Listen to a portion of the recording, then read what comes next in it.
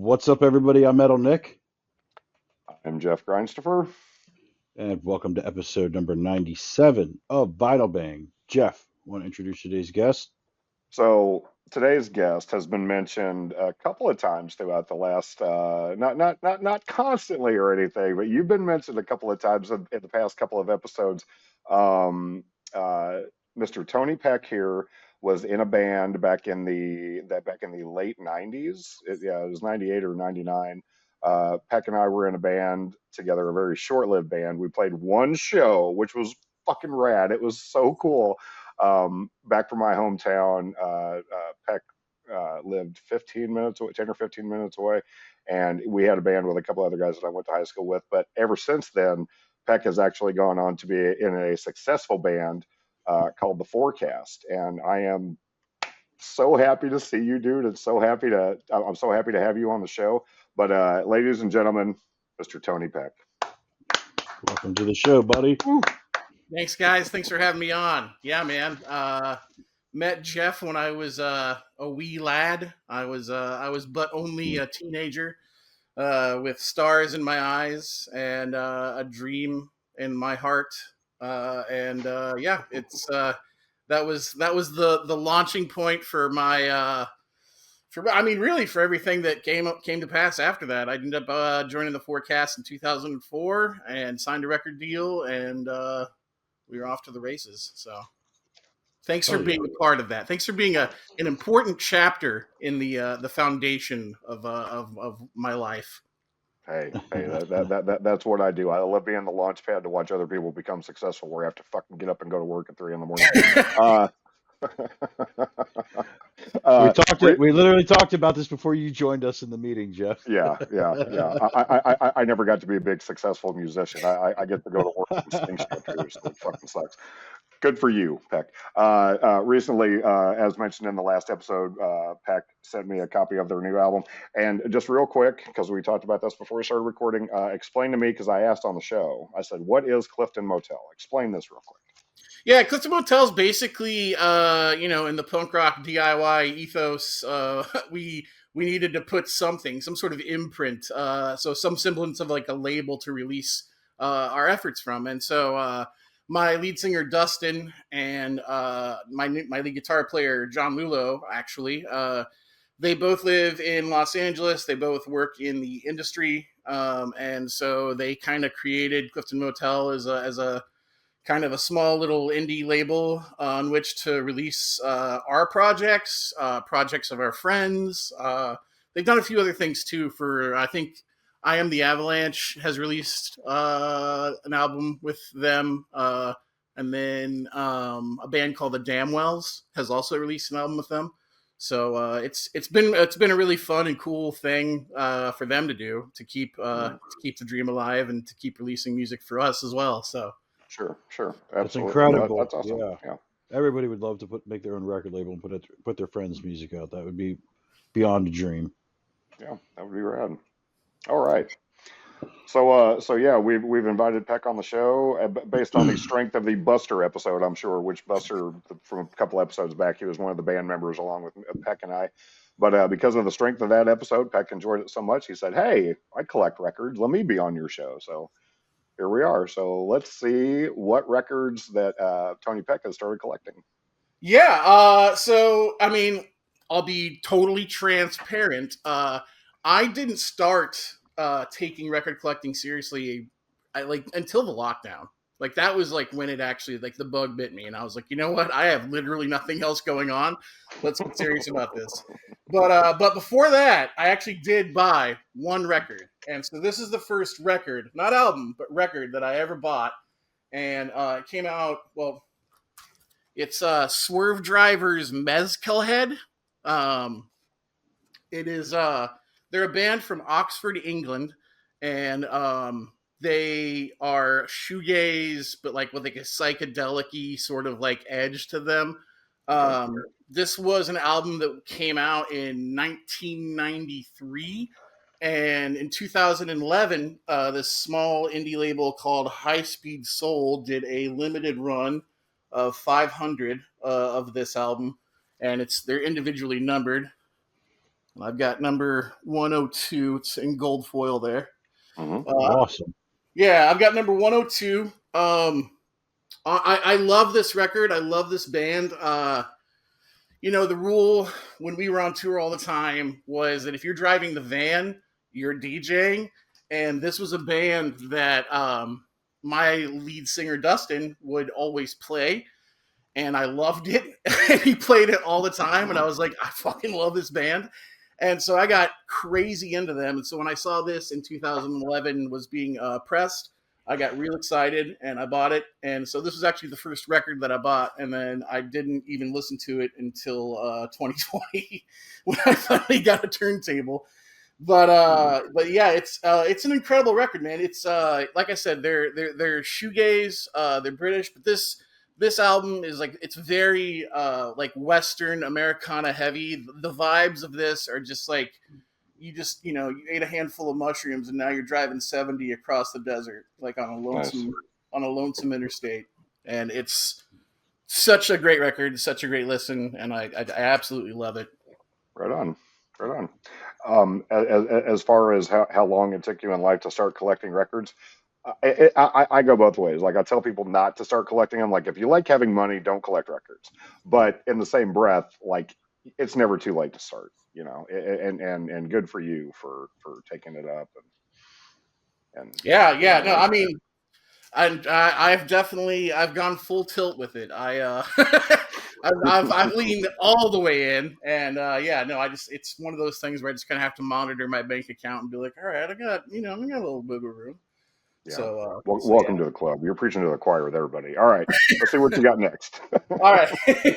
So next up is one of my favorite records of all time, and when I was living in Madison, Wisconsin, I went to the local record store there called Strictly Discs, and I was crate digging in the basement through their used selection, and I couldn't believe. I mean, I'm not somebody who goes. I don't like intentionally seek out original pressings of anything, but when I found this Thin Lizzy's Jailbreak, it's one of my favorite records of all time. It's for my money maybe one of the best records ever made.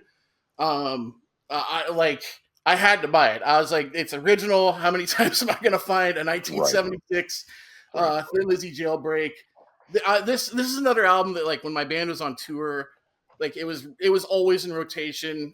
We played it nonstop. There's no skips on this. Every single song is a fucking banger, and like for me, like if like I was born in 1983, so I never got to experience the 70s. I never got to live through it. But for me, like every single time I throw this on, I am a teenager. It's the last day of school in 1976, and I drive a GTO, and I'm like I'm living when I listen to this. So this is my jam right here. Nice. Hell yeah. Very cool. Very cool. I never pegged you as a Thin Lizzy fan, but hey, there you Oh, go. dude, I I fucking love Thin Lizzy, dude. I got several other ones too. I could have brought out, but I mean, it's Jailbreak. It's iconic, right? Definitely. Uh, Next up, Discogs won't tell me how much this one costs, but Jeff says it costs about $10. This is a test pressing of Weezer's Blue album.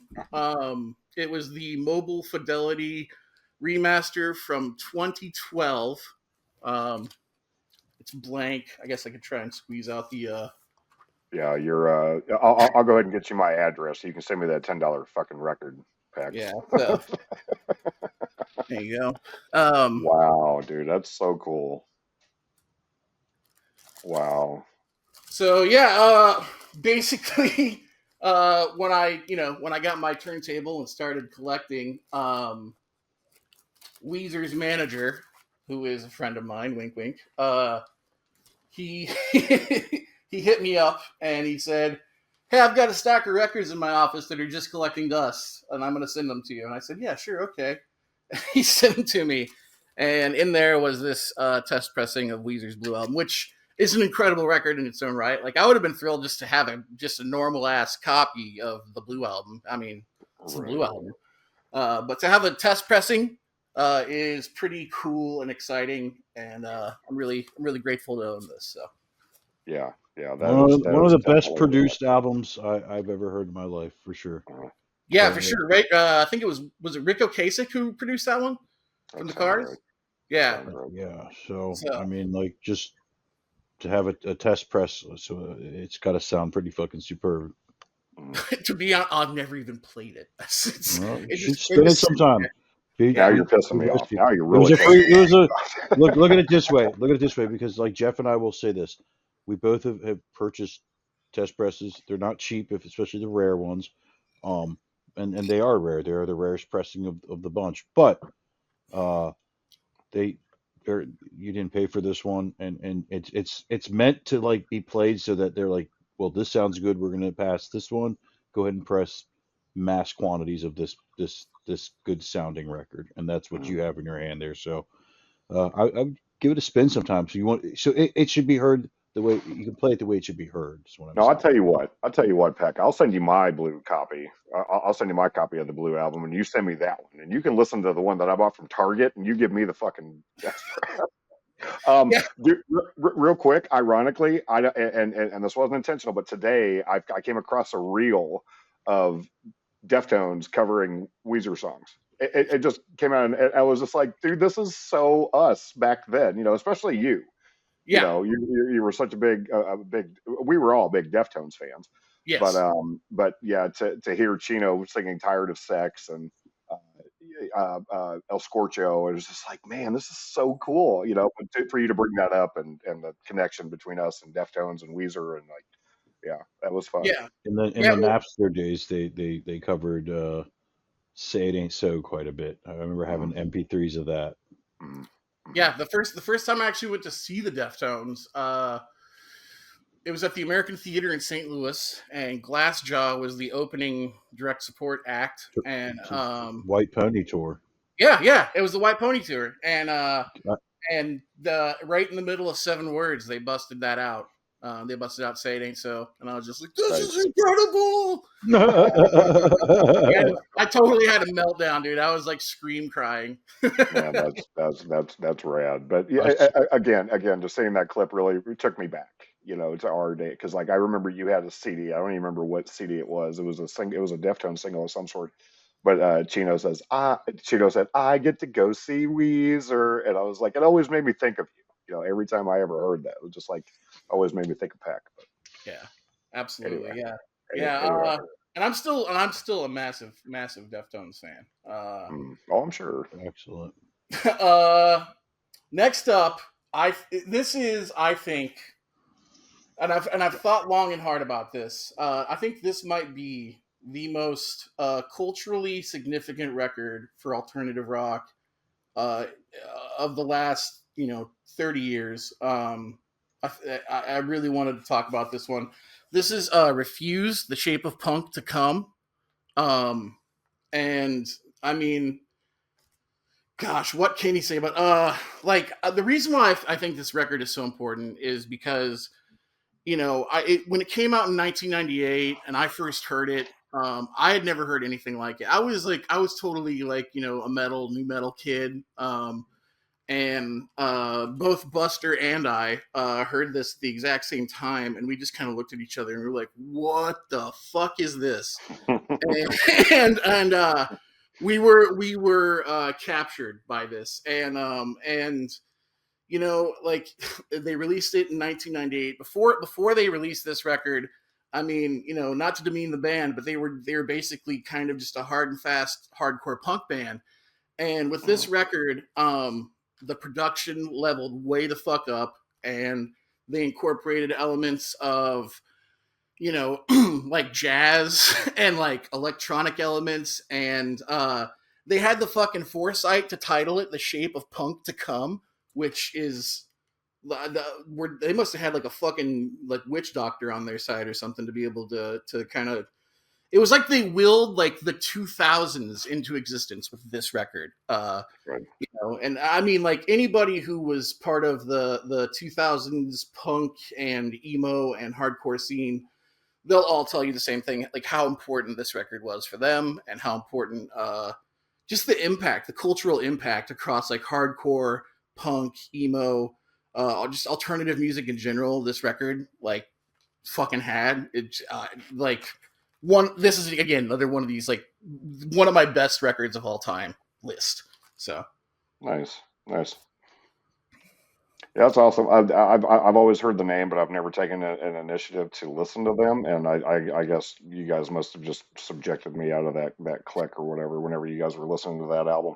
But I'm going to be making a trip to Oklahoma City either tonight or tomorrow to see Cattle Decapitation, and I'm going to make a playlist starting with that album to listen to on the absolutely, yeah, drive. So I'm going to check it dude, out. it'll fucking peel your skull back. Like it is so goddamn good. Like and Nice. like the band broke up like right after releasing this. Like it came out in 1998. There are YouTube videos of the band touring on this record in the States in like basements.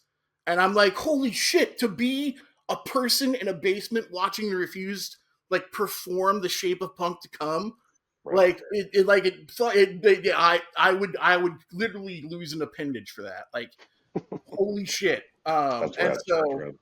so My, yeah, I mean, it's absolutely worth. I think it's again one of the most culturally important records of like the last 30 years. Okay. so I remember when that I guess I don't know when it was when the same time it came out, but I'm more of a metalhead. I'm just gonna go ahead and say that, and I guess around the time this was probably 99 2000, and MTV was finally starting to play like more like heavier stuff, more stuff with screaming in it because it was very poppy and whatnot at that time.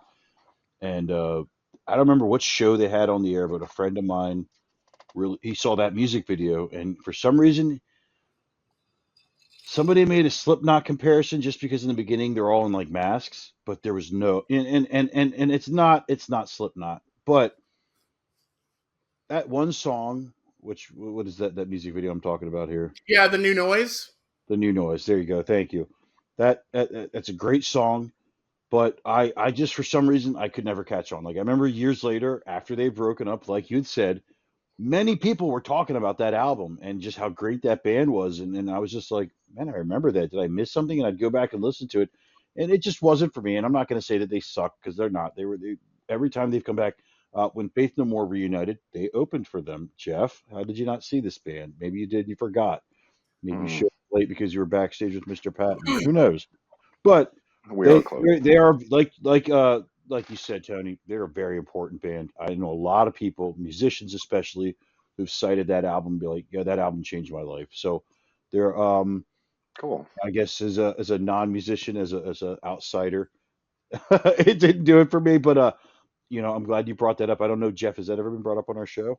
No, that's the first time Refuse have ever been There brought you up, go. and that First, album in particular has ever been brought up on our show. So there you go, Oh sir. man. I well then I'm doubly honored because that pat record. yourself on the back. I'll do it here. Pat yourself on the back. There you go. Good boy, Peck. All right.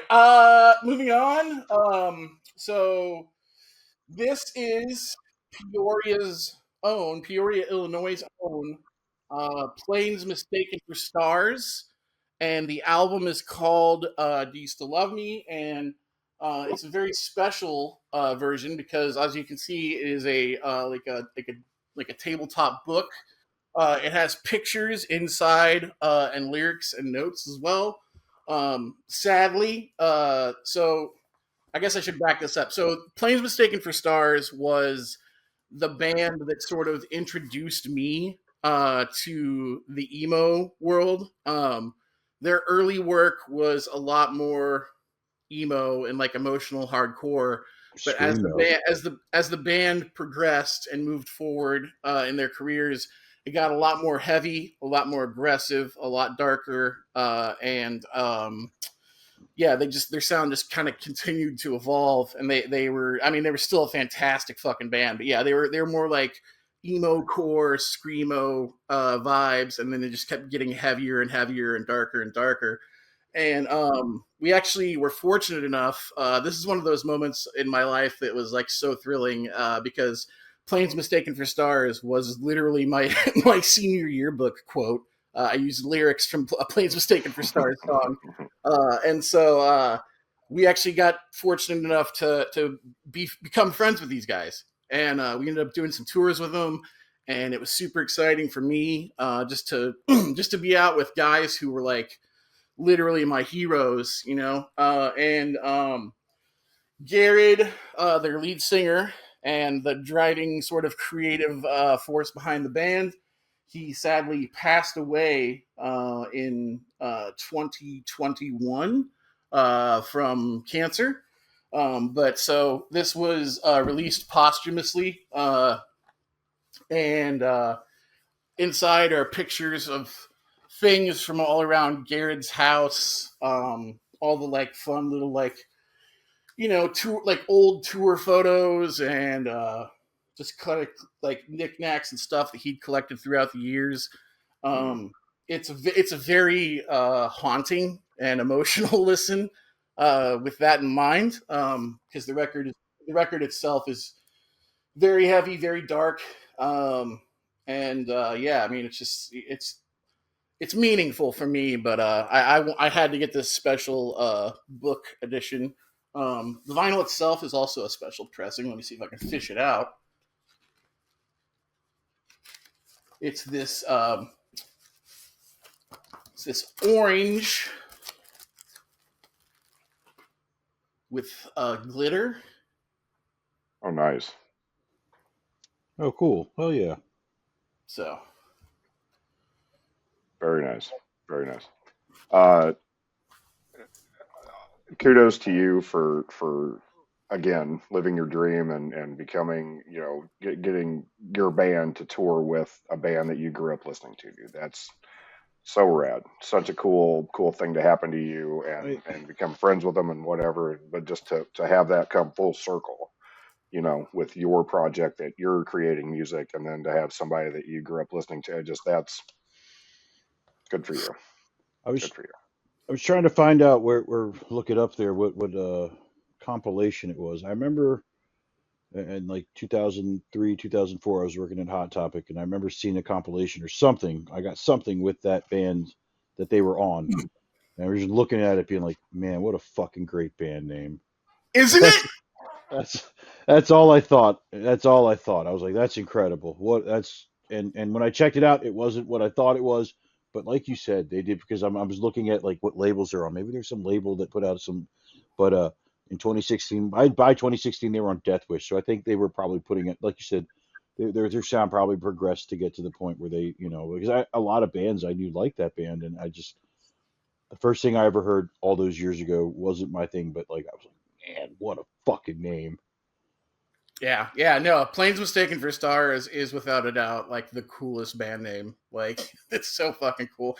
And I It mean, is and cool. all those guys are great guys. Like they're just like we learned a lot from watching them night after night after night, because Hmm. like we were a young band who just like signed a record deal and we were still, full of piss and vinegar and inexperience, and watching this like well seasoned, like well fucking oiled machine take the stage and just rip their hearts out every night was just like what?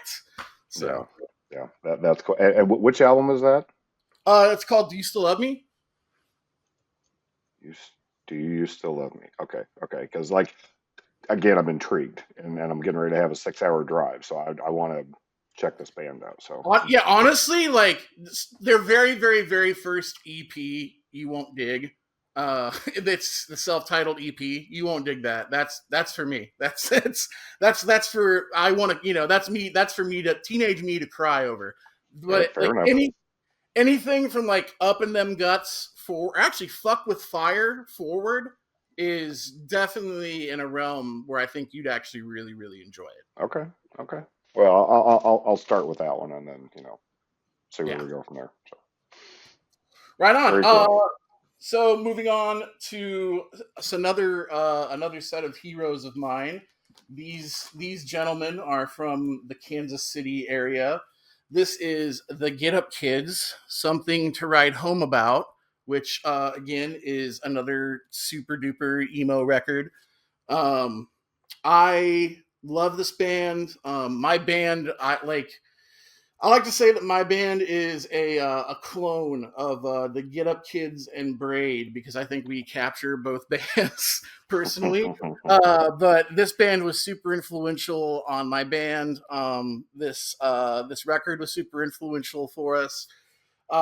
And again, another story. The When this band broke up and everyone was kind of doing their own projects, Jim Suptic from this band went on to form a band called I'm saying band a lot.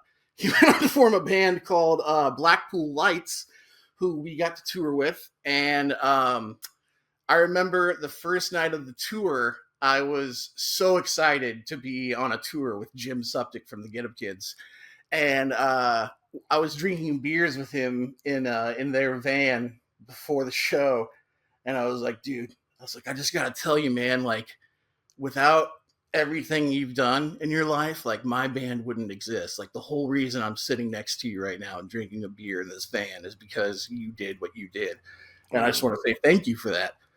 And there was a long silence, and I was like, oh man, he's gonna make fun of me. And he finally goes, you know what, man? He's like, I told Superchunk the exact same thing when I was hanging out with them. So it's cool that it finally came full circle. Right. And so yeah, so then we hung out after that, and every night of the tour, and I got to actually. So for that tour, I was supposed to play double duty on drums. I was going to play drums for them and for my band because their drummer at the time was having some health problems. And at the very last minute, they said, no, "Don't worry, we found a guy in Kansas City who's going to do a tour with us." And I was like, "Okay, that's fine." But I had already learned one of their songs. And so one night in El Paso, Texas, I took the stage with them because I was like, I know that one song. And so they let me come up on stage and perform with them. And I couldn't resist the temptation. And I started the drum intro for a song off of this record called 10 Minutes, which is a song that Jim sings. And we actually played it. And my band was in the audience that night, and they literally rushed to the front of the stage and were like, holy shit, fuck yeah, fuck yeah. So it was really cool. This record is a 25th anniversary edition, so it is a special pressing. Colored, it's tricolor, but it's kind of got the same color scheme as the actual artwork of the record. So Yeah, It's great. pretty cool. that was awesome. Awesome story, man. By the way, that's great that you had that moment in the band with him. I mean, I think Jeff. I can speak for Jeff here. We both have had moments like that with musicians that we've looked up to. We're both not on the musician side, but like we've been there, like hanging backstage and just said something to them like that in that manner of like, man, this is like dream come true that I'm sitting here like kicking it with you and doing whatever. In my case, listening to Cypress Hill. Wink, wink. Well, Uh, well, yeah. I, and I I mean, like one of the things that in that respect, like one of the very first grindcore bands that I got into was Pig Destroyer, and it was just like a whole new thing for me going outside of like Pantera or Slayer or Carcass, being the heaviest thing I listened to. I heard Pig Destroyer and I'm like, holy fuck, Pig Destroyer! And now their guitar player wrote a song for our show. Like the theme song for this show was written by Scott Hall specifically for us. It was written just for this show. And, so many musicians like Travis from Cattle and AJ from Misery Index, just all of these people that I've become friends with that I listen to, and now we text each other, just, I mean, that's it's a good again, not the feeling. musician aspect, but it's awesome to have these friends Hmm. that are also on albums that are back here, like And the, the, yeah, the, yeah, the, the, the last time I saw Dale Crover of the Melvins, like I wasn't there to film him, but he saw me and he was like, "Hey Jeff," and I'm like, "Okay." Dale Crover from the Melvins knows me now. Like it's gotten to the point where he can, he came up and talked to me. It was just like such a cool feeling, man. It really is. yeah, no, it is. And you touch on a really important thing that I think is I think like this is what like collecting like records and getting back into this as from like as a fan, because like when I was on tour all the time and I was like kind of just immersed in music 24/7, it kind of just became like background noise at a certain point. And what's been cool about this is to kind of rediscover not only my passion and my appreciation for music and for bands, but to really like get involved in like the community aspect and like the friendship building aspect of what it Hmm. means to be a music fan. Right. I mean, hell, just being on the show and meeting, Nick, remotely. But I mean, like that's the cool thing about like just music in general, just being a music fan. And Hmm. that's what I love. I think maybe the most about all of this. So We met on a message board for Lamb of God, and in short time, it wasn't just like the music that Jeff and I had in common. There was South Park. There was a ton of things, and at one point, I was just like, we met because he came out here for a music festival, and time after time, we were just like, God, I get along so great with this guy. Like years later, it was just like, let's start a podcast. No, but it's just like music does that. It brings people together, whether Brings it's people music or together. something else. Like it's an incredible uh, medicine. I think it really does. It heals so much, and it brings people together, and it just it's great for the worst of times. I think so. It is. It is. But the most important thing is the friendships we make because of all the concerts I've gone to, I've met people, and I'm sure you guys have had that in common as well, like with you on tour and all that. But it's just it's a good feeling. yeah, I mean, hell, Jeff. I don't know if you remember, but there was one night I went to go see the Deftones in St. Louis at the pageant, and right outside, I'm standing outside the venue, and I hear Peck, and I turn around, and it's Hmm. Jeff, and I was Yep. like, "What's up, dude?" Yep. He's like, I "Oh man," remember that. he's like, "You better get in there, dude. Dillinger's almost done," and I was like, "Shit." Yep. Dillinger opened up for Deftones that tour. Man, that was a Yeah, good show, man. That was a good show. Um, but yeah, music in general, just bringing people together and bringing us back together. The yeah, show, absolutely. and reconnecting us. And this is it's, it's a beautiful thing. It really is. Really is. Yeah. But All right. anyway, all right, what you got next? Yeah, moving on. I have a record that Jeff, I know you're going to know it, and I know you're going to like it, and it is Tomahawk. Nice. There it is. And There's the Mike Patton reference for this episode. Yay. yeah.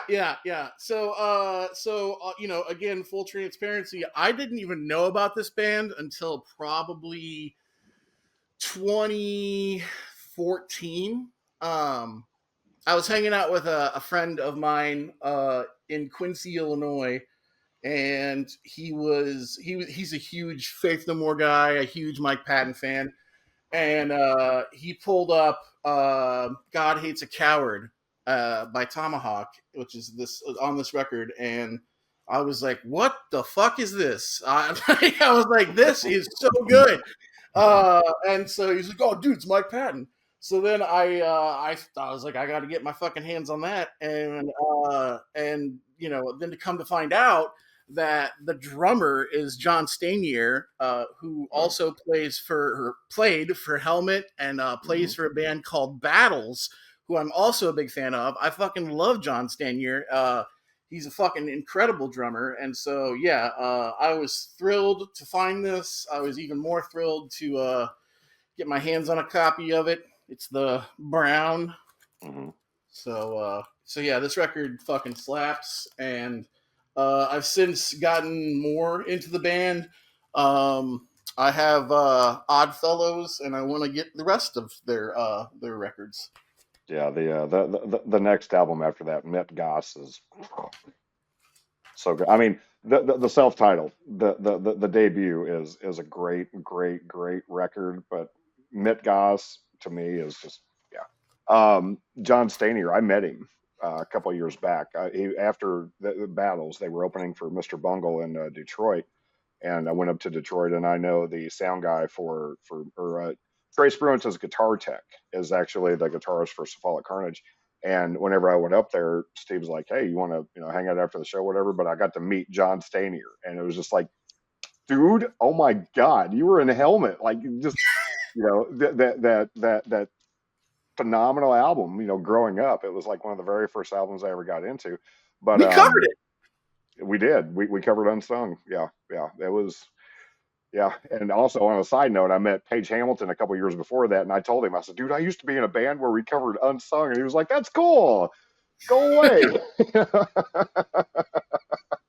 I wonder how many times he's heard that in his life now. Who knows? Who knows? But I mean, getting to meet Paige and John Stanier was definitely a very cool, reminiscent thing of us, of our band, back then.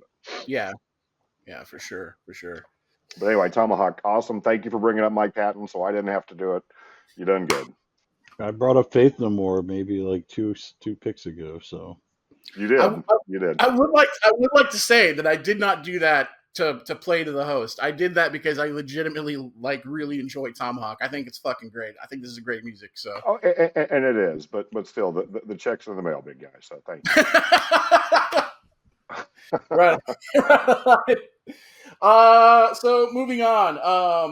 I am a big fan of the Afghan Wigs and their lead singer Greg Dooley, and this is probably my favorite of Greg Dooley's artistic projects. It is a band called the Twilight Singers, and this is their album Powder Burns. All of their fucking records are so good. This one is among their best. They have another one called Blackberry Bell, which I would love to get my hands on, but unfortunately, all of this stuff is, well, until recently, all of it has been out of print. They did just release a box set of the entire discography, but it is $600 American, which is absolutely out of my price range. Right. So if Greg Dooley sees this and wants to help a brother out, I'd love some more to go with this. I already have a bunch of Afghan Wig stuff, so send me some more Twilight Singer stuff, man. I need to hook up here. But this album is fucking awesome. Man, start to finish. I'm ready. There's been an accident, Bonnie Bray, which I'm pretty sure was used in one of those fire shows, one of those fire department shows. Um, $40 underneath the waves.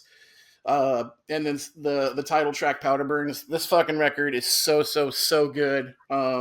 It's more of an indie rock vibe, but there's a lot of really interesting instrumentation. Buster absolutely hates Greg Dooley.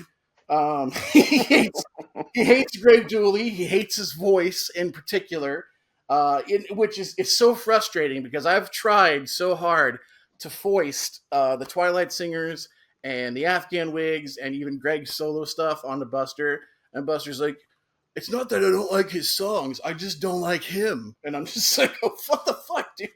So yeah, one of my favorites. I absolutely listen to the Twilight Singers and anything that Greg Dooley has ever done, like daily. I listen to this, so wanted to share that with you guys.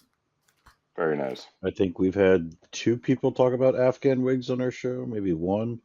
I know one was J.R. Hayes, Hmm.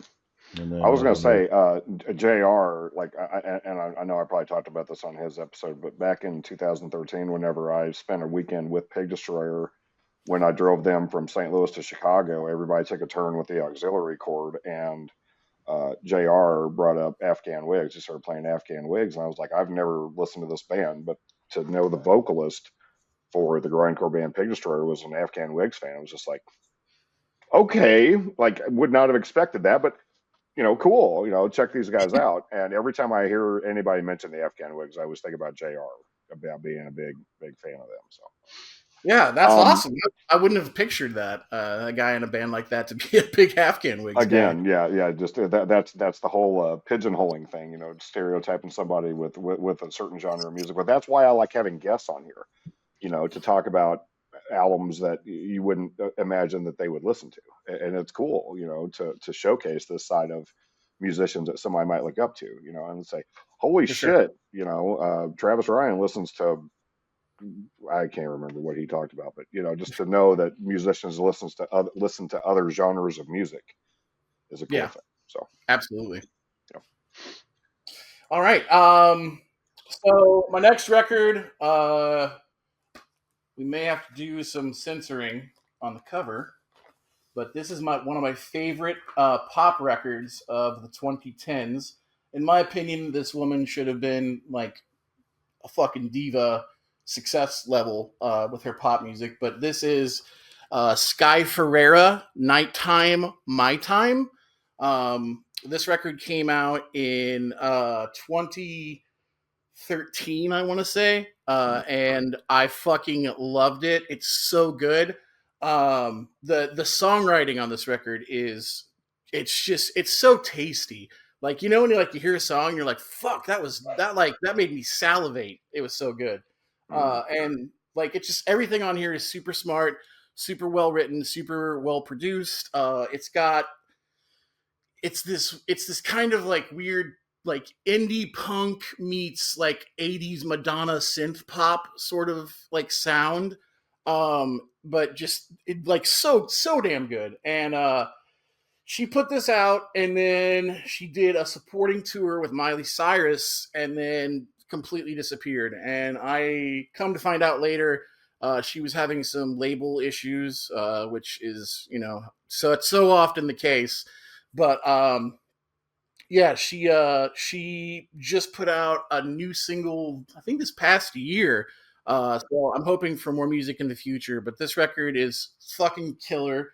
Oh, and then I found out that one of the collaborators that she had on this record was a guy named Dan Nigro, who was in a band called As Tall as Lions back in the day that our band actually crossed paths with. And Dan Nigro is one of the like primary collaborators for Chapel Roan, and I love Chapel Roan too. So I think if you like Chapel Roan, you would also dig this. There you go, Nick. Okay. Yeah. I feel like they play that something of hers. Whoa, whoa. Let's go back to that. Show Yeah. that So again. this is so this her stuff, Sky Ferreira's stuff was out of print for a little bit, and Capitol just repressed a whole bunch of it in different colors, and this is the green pressing that they did um, Nice, for this record. nice. Oh yeah, Nick. If I'm not mistaken, you are a Chaperone fan, I enjoy her stuff. I don't have any of her. Well, I have a bootleg of her. or Tiny Uh, Desk thing. yeah, her Tiny Desk thing. But yeah, every time I see her record in the store, it's like $60. I'm like, what the fuck am I paying for? Yeah, yeah. Yeah. That's yeah. I've noticed that Wow. too. When it I've noticed originally that too. came out, like the OG pressing and all like the special editions that she's done since she's like blown up and become a success, it's just been it's I don't know. I don't know. I hope I become rich and famous, but if I have to pay that much money to for that record. But it's she's got a great voice. I do enjoy her. She's got an incredible voice. Some Yeah. really talented musician. She writes her own stuff, so that's important. I know Taylor Swift is big on that, and for artists like that to be able to have their own creative power and with their music, that's important in 2025. So Absolutely. yeah. So All yeah, right. Cool. So, boy, let's see here. This is a record that I got into. This is such a long story. I don't know why I pulled this one. This is going to take forever. Basically, so when I was in college in 2017, because I went to college later in life because I spent years in a touring rock group. So 2017, I was in college, and I was gifted by the YouTube algorithm this wonderful Japanese pop song called "Plastic Love," and I was like obsessed. And it's only available on YouTube. You couldn't find it anywhere else.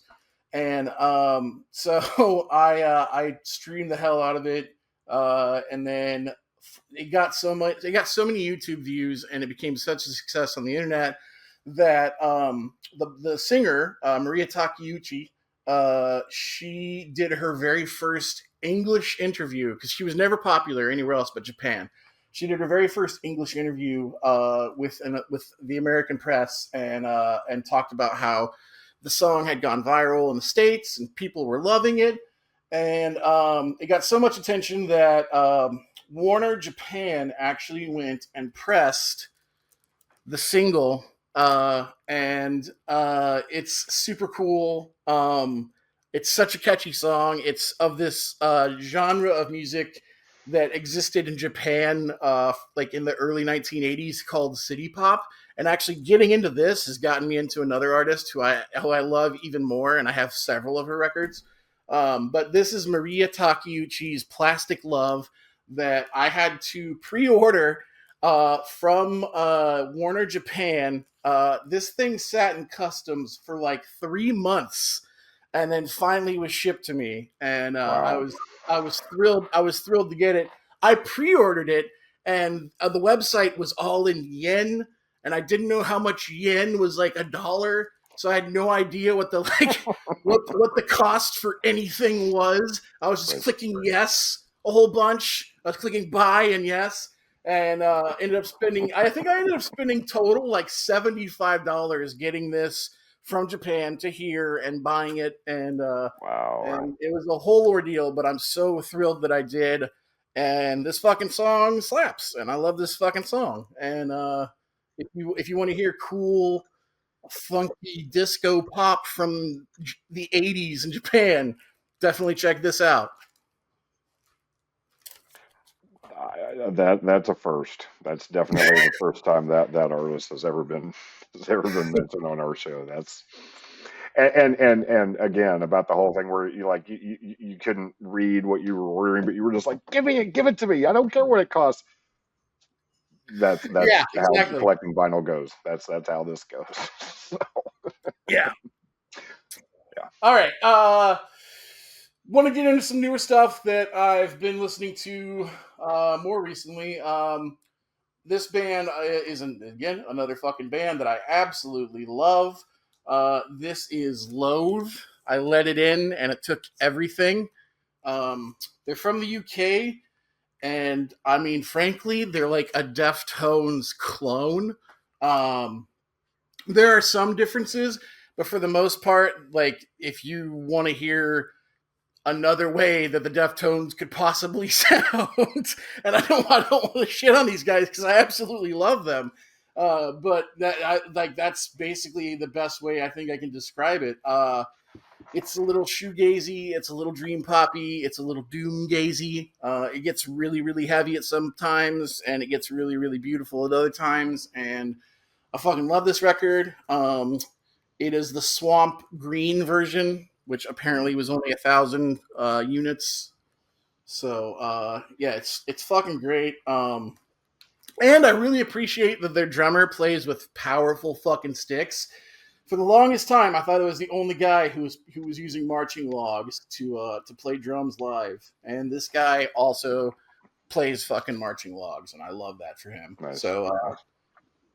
this record is great. You should absolutely check it out. I think both of you would actually probably dig this if you dig the Deftones. Now, I was going to ask, like, you were saying, certain, they were a Deftones clone. Now, I was going to say, like, Adrenaline Deftones or Koi No You Can Deftones, or like, is I there? would, yeah, I would say Koi no Yokan, Deftones. Okay. Yeah. This is their best. What you said, shoegaze, I was like, okay, so it's later, not around the Yeah, third yeah, Deftones, like. yeah, Okay. yeah, yeah. No, Okay. it's definitely more like Koi no Yokan. You know, like Ohms, uh, style Deftones for sure. But Well, it's I'm throwing that album in the playlist, just so you know. Like, absolutely, dude. I expect a full report from you on this playlist that you're arranging. don't ever talk to me on my show about like that. You change your tone. But no, I will absolutely. If some of these catch and take off like the Refused, I definitely want to talk about that. Later on. I will check this band out, and I'm already up to like a 10-hour playlist, so it's Well, let's see. going to be well versed. But yeah, I will definitely report back about what I think about. What were they called? I let it in, and or no, Load. Loathe is the band, but Yeah. the album. And let's see if I can add another one to your playlist. This is Stray from the Path, Clockworked. This is in contention for one of my albums of the year. Like, it's so fucking good. They're a Long Island hardcore band. they're actually breaking up. They're like they announced that like this is going to be it. They're going to break up at the end of the year when they've completed all their tour dates.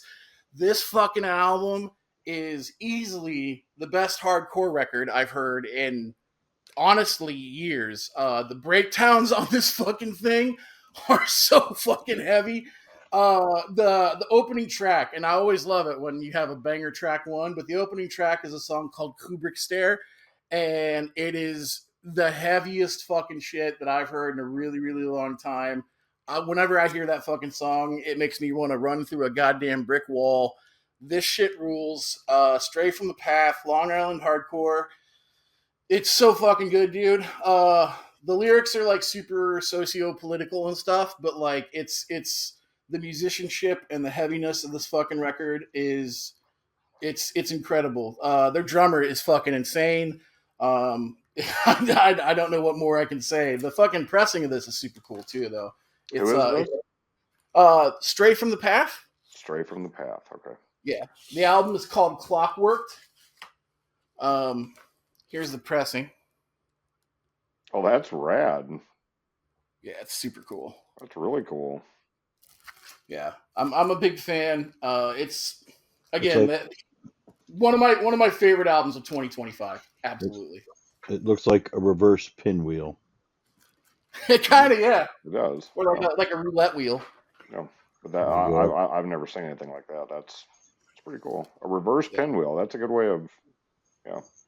That looks Yeah, good. It's cool. the pressing is called Black and White Propeller, apparently, according to the old hype sticker there. Okay. Cool. But Cool. yeah, dude, I fucking love this record, and I hope that you guys will too. Word. And over here, this is another one of my favorite records of this year. This is a band from New England. Again, more kind of on the like doom gaze, could be a Deftones clone sort of band. But this band is called Psalm, and the album is called Let the Light In, and it is fucking great. The song Give Blood is it's so fucking heavy. This is another one of those that I heard it and I was like, oh my god, what is this? And there are absolutely no skips on this. It is fucking great.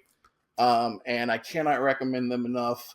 I ordered this from from their Bandcamp page, and they sent it directly to me from like I'm pretty sure their street address. It was a street address that was listed on the return address. So, apparently these guys are definitely doing the DIY thing in a big way, and you should absolutely go check this out and support them. Nice. Oh yeah.